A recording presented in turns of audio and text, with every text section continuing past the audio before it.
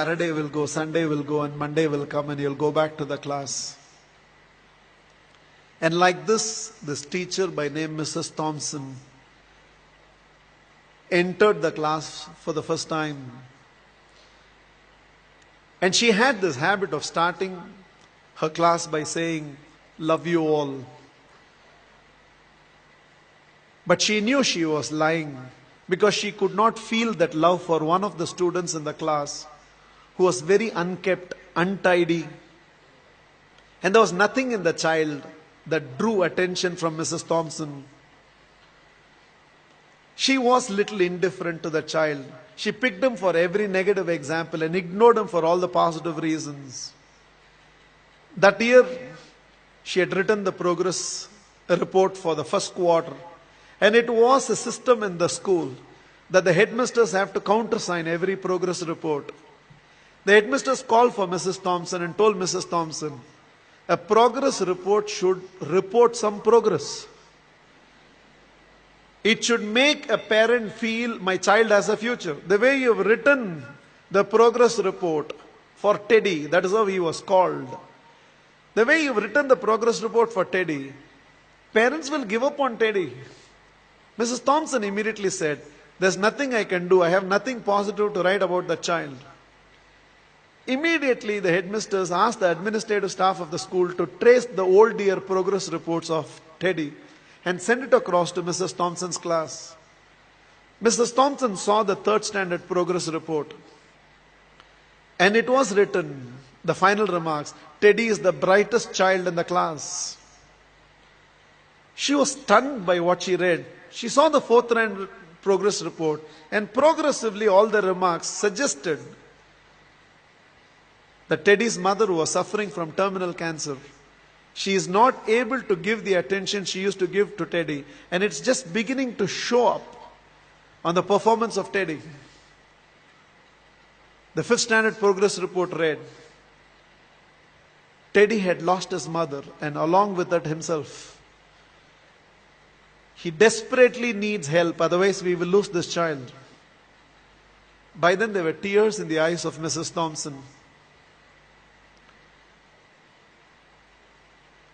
She looked at the principal and said, I know what to do.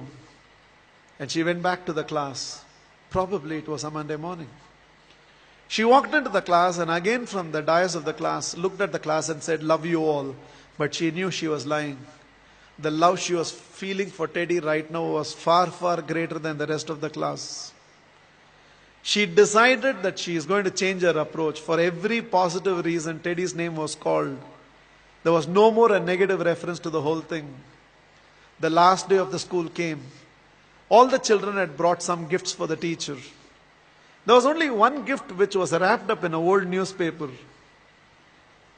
Somehow, the sense of a teacher, she knew that it must be from Teddy. She opened that first. A half-used perfume bottle and a bracelet from which a few stones had already fallen was there. The whole class laughed, knowing it was from Teddy.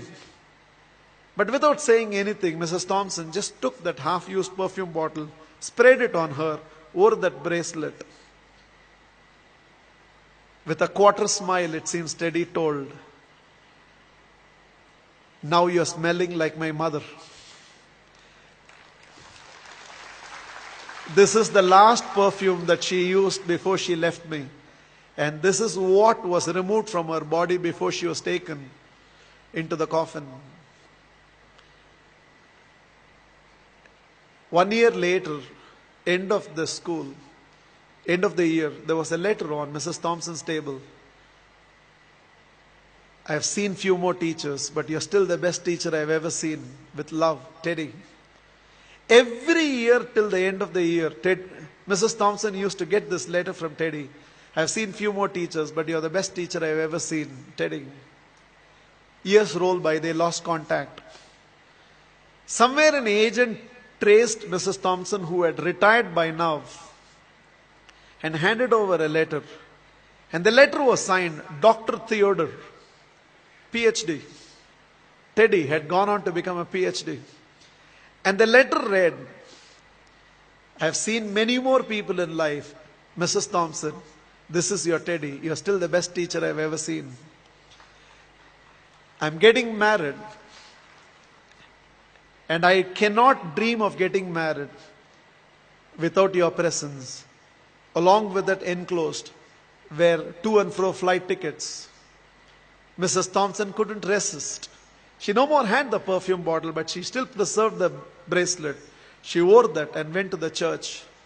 She was trying to sit in the last row, but volunteers identified and ushered her right to the front row. And right in the front row, there was a seat with a placard written, Mother.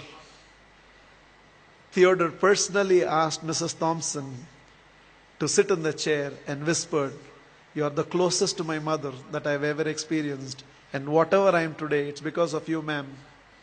The wedding happened, and after the wedding, Theodore introduced Mrs. Thompson to his newly wedded wife. Without her, I wouldn't be where I am today. There were tears in Theodore's eyes.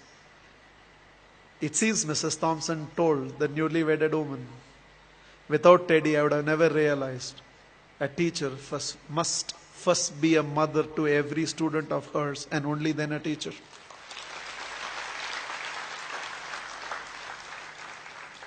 This is just my request to all of you. There is a Teddy sitting in your class.